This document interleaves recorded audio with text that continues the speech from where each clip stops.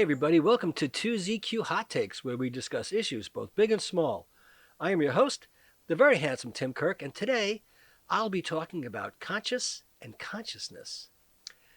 I love how irksome people who are pleased with themselves refer to every minuscule thing they somehow accomplish one slight notch above monotony, and everyone they know who can walk and chew gum is also amazing.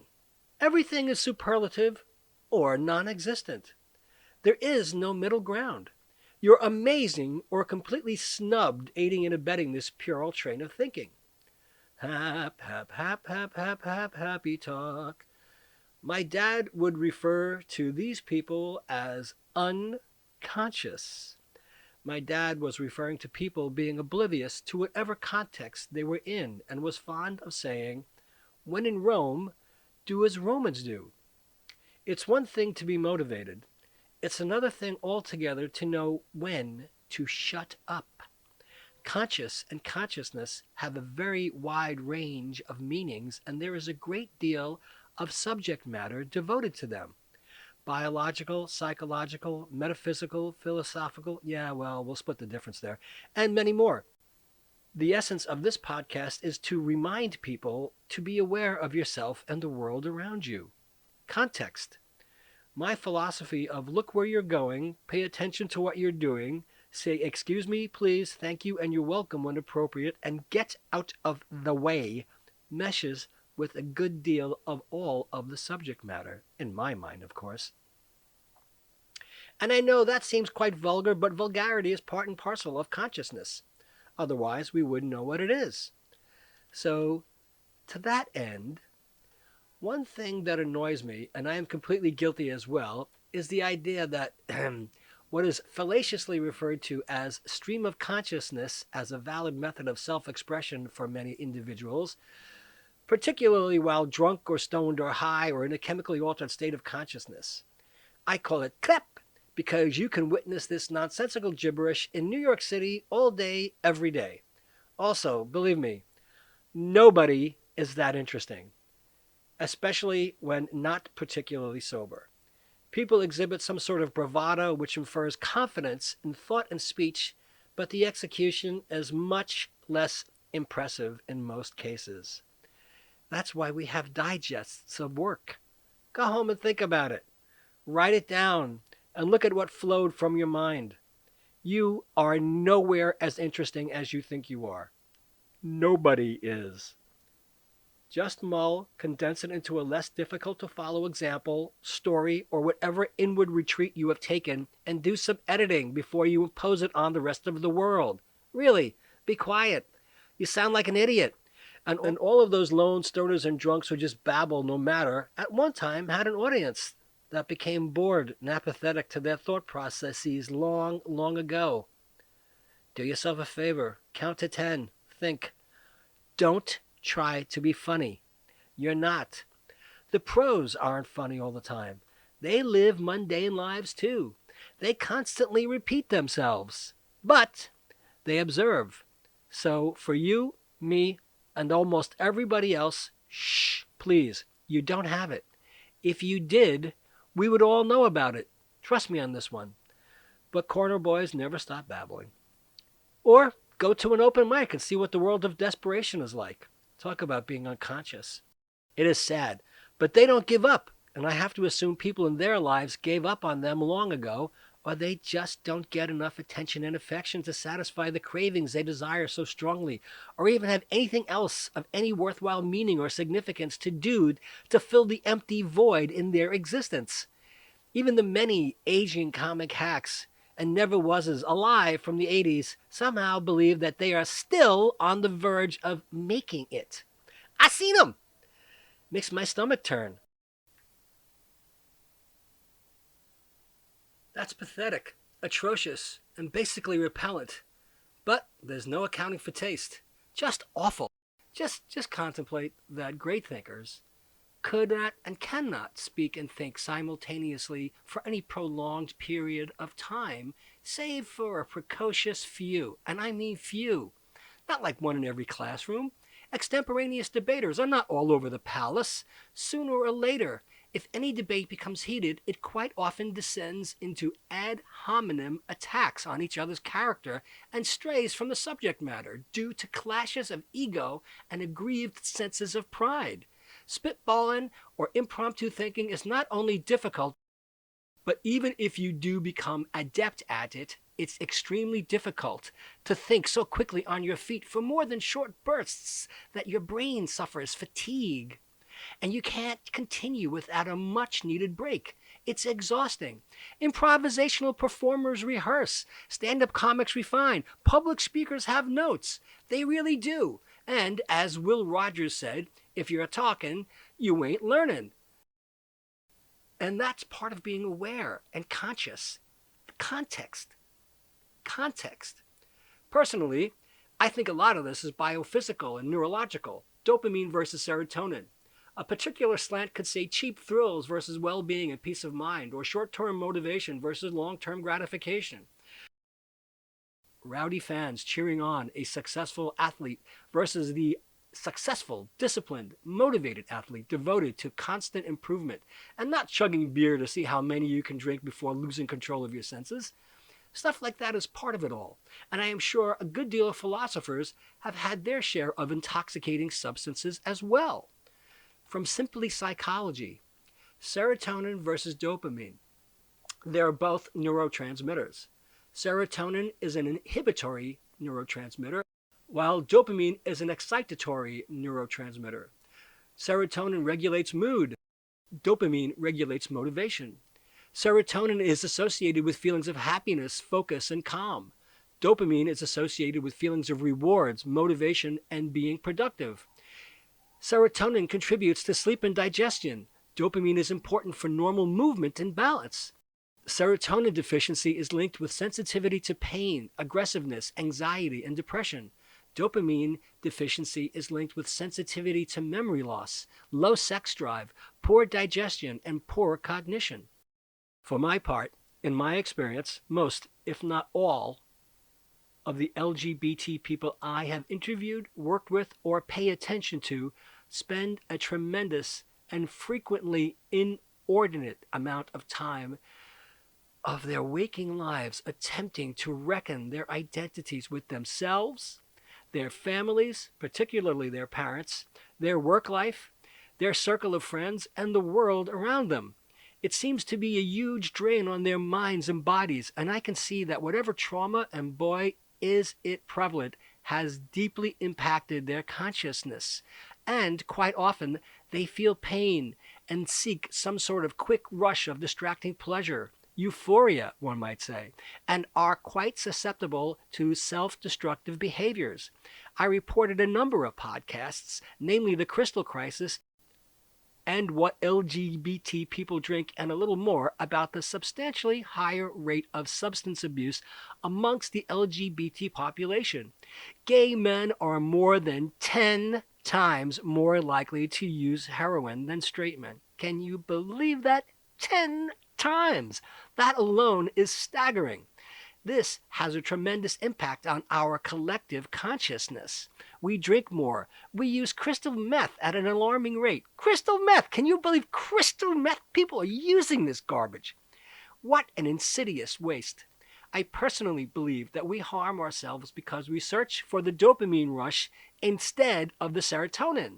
That takes a lot of effort. And if you are in chronic pain, suffering abuse, feel isolated, and a host of other contributing factors, you may be caught in a trap, and whatever release or relief from the immediate environment and your own body's limitations may be the only relief you are able to pursue and obtain.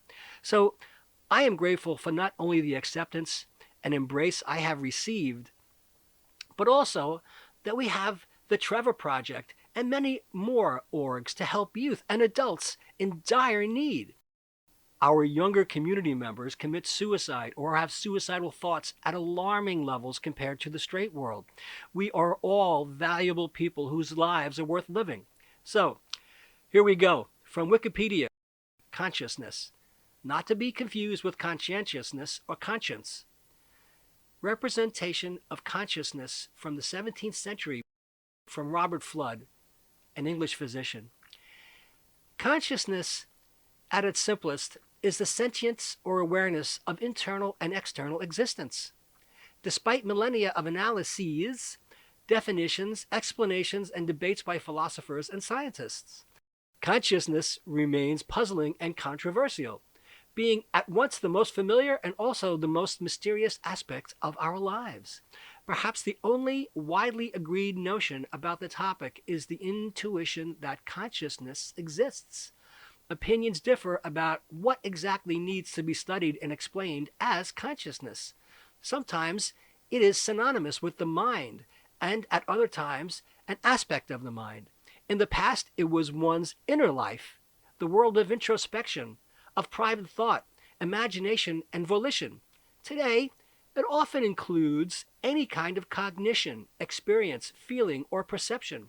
It may be awareness, awareness of awareness, or self-awareness, either continuously changing or not. There might be different levels or orders of consciousness, or different kinds of consciousness, or just one kind with different features.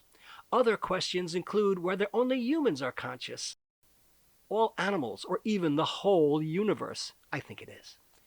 The disparate range of research, notions, and speculations raises doubts about whether the right questions are being asked.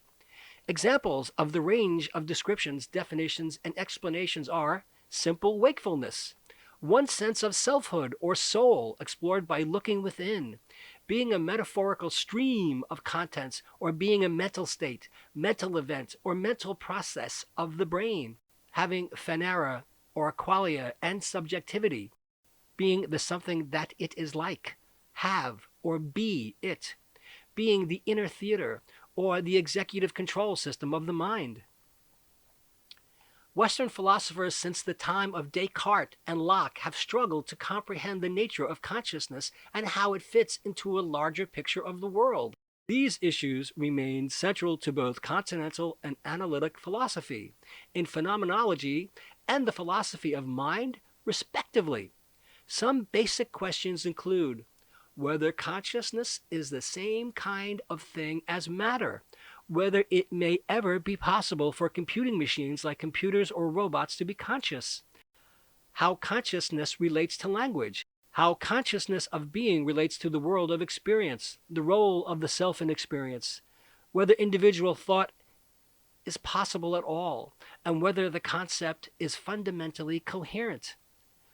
Recently, consciousness has also become a significant topic of interdisciplinary research in cognitive science, involving fields such as psychology, linguistics and anthropology, neuropsychology, and neuroscience. The primary focus is on understanding what it means biologically and psychologically for information to be present in consciousness, that is, on determining the neural and psychological correlates of consciousness. The majority of experiential studies assess consciousness in humans by asking subjects for a verbal report of their experiences. That is, tell me if you notice anything when I do this. Issues of interest include phenomena such as subliminal perception, blind sight, denial of impairment, and altered states of consciousness produced by alcohol and other drugs or spiritual or meditative techniques.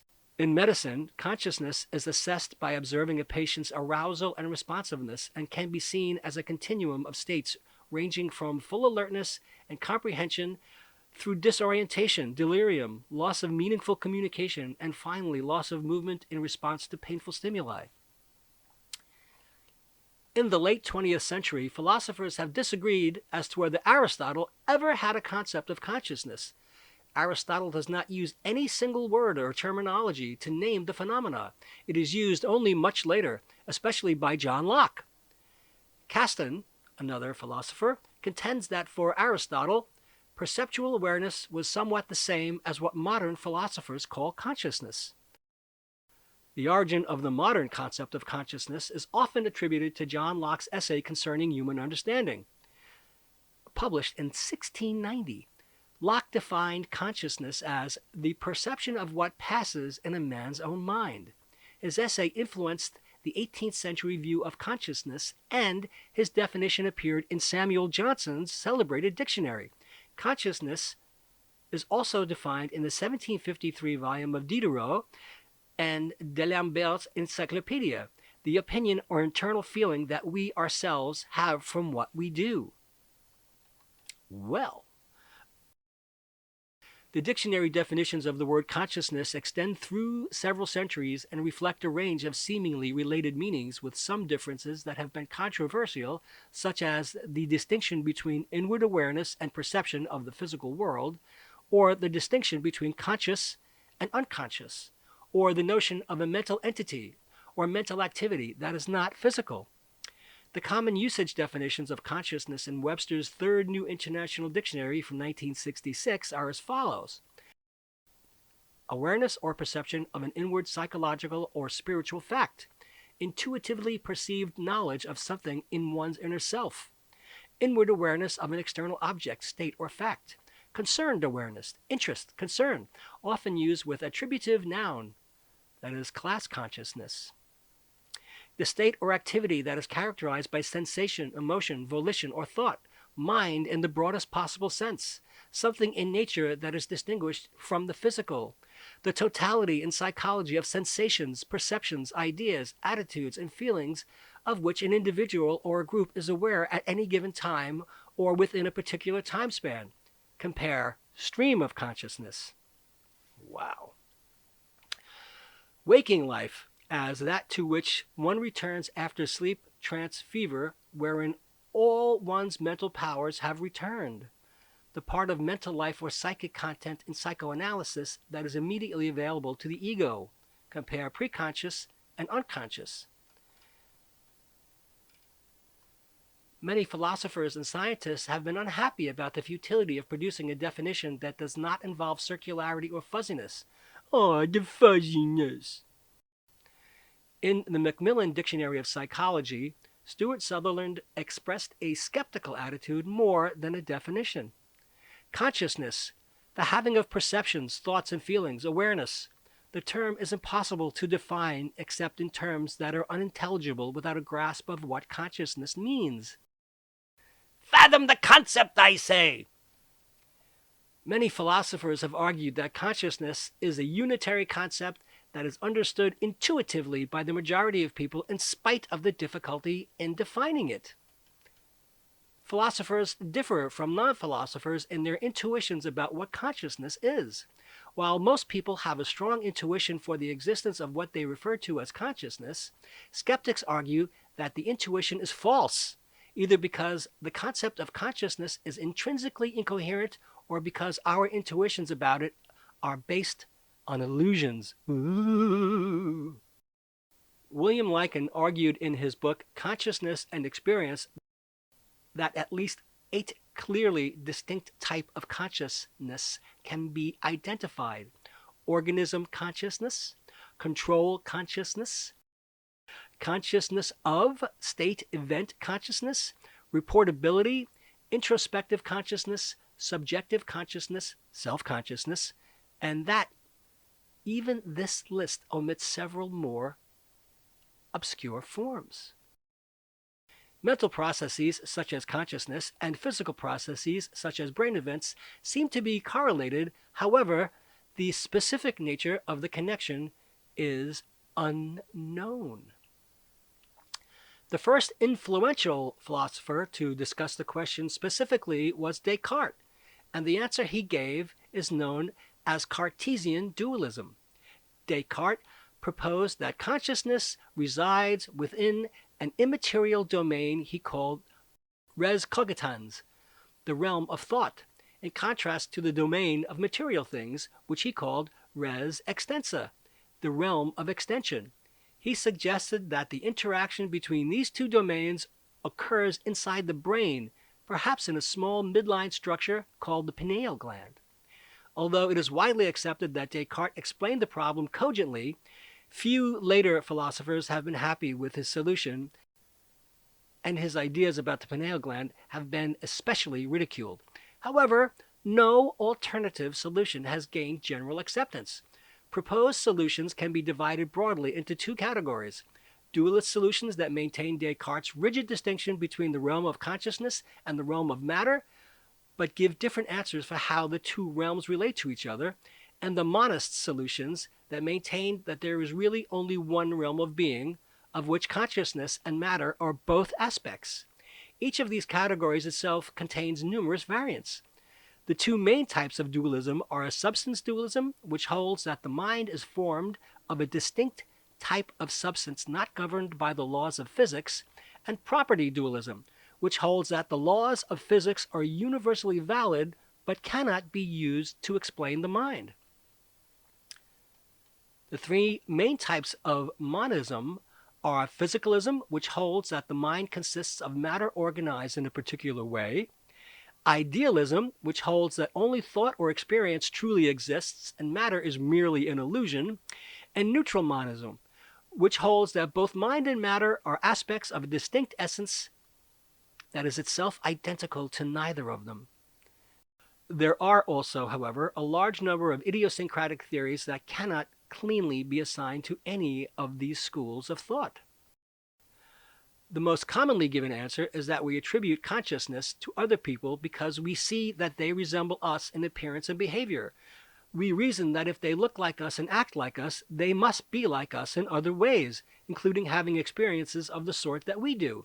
There are, however, a variety of problems with that explanation. For one thing, it seems to violate the principle of parsimony by postulating an invisible entity that is not necessary to explain what we observe.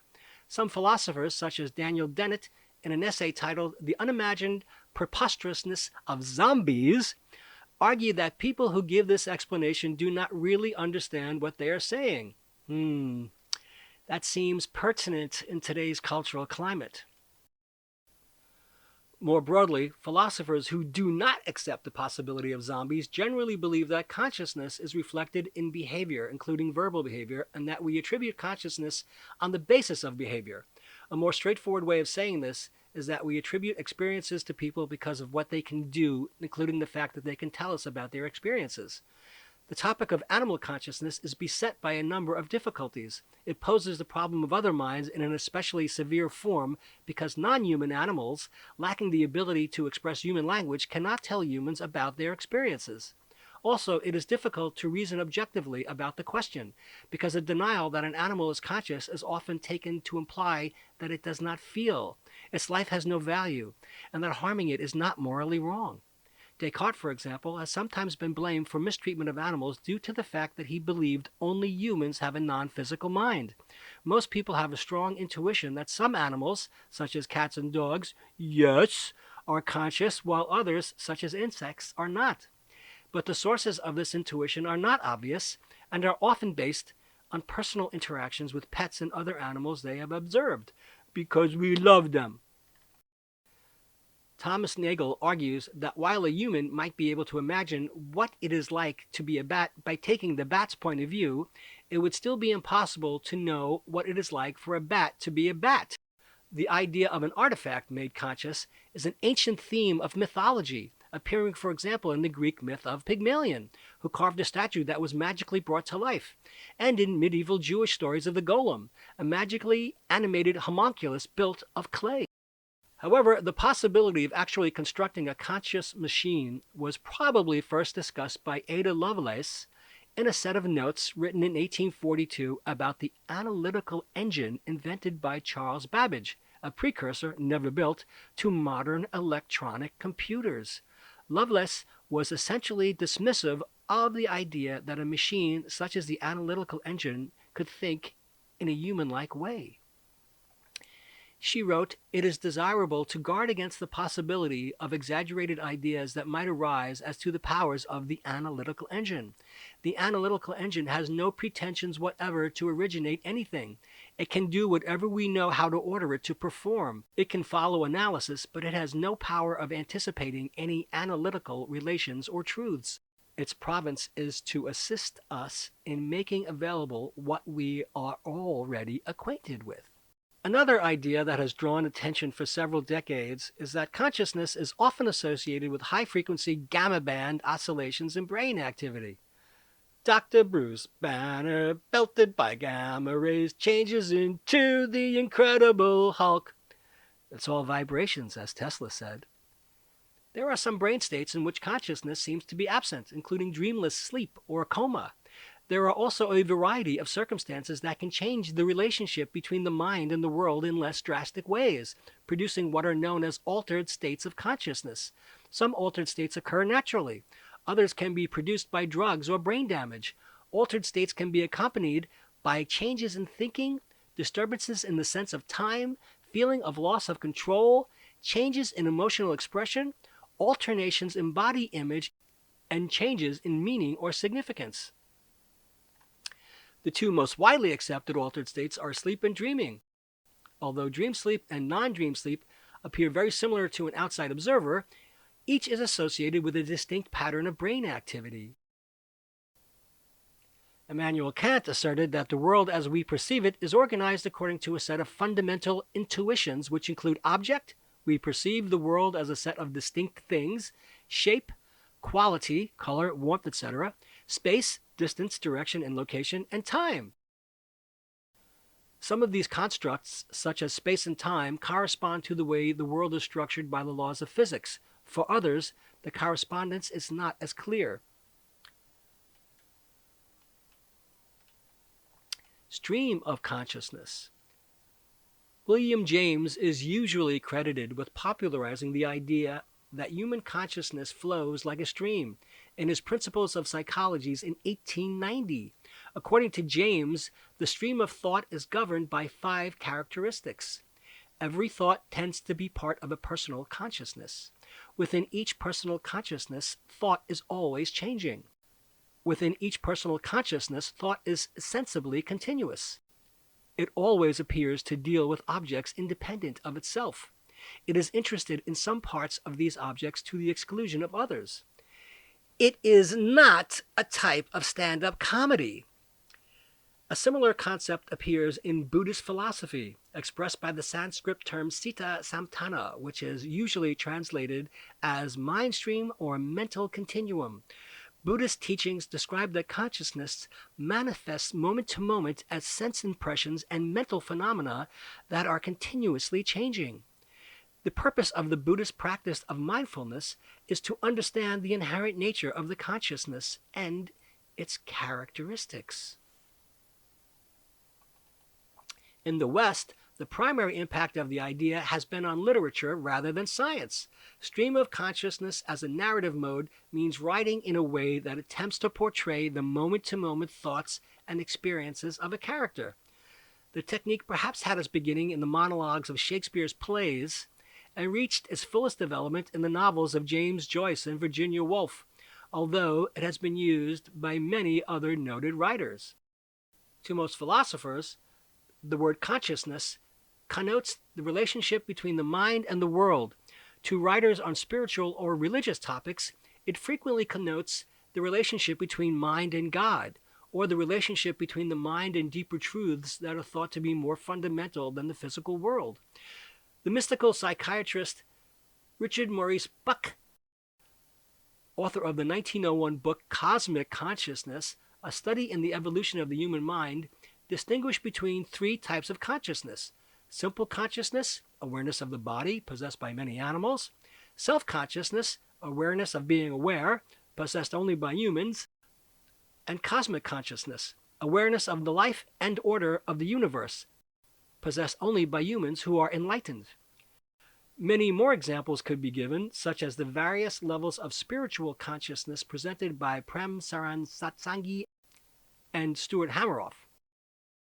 Another thorough account of the spiritual approach is Ken Wilber's 1977 book, The Spectrum of Consciousness, a comparison of Western and Eastern ways of thinking about the mind. Wilber described consciousness as a spectrum with ordinary awareness at one end and more profound types of awareness at higher levels. Well, hey! Hoi! Phew! Put that in your pipe and smoke it. Thanks for listening. See you next time. And as the kiddies say, peace out.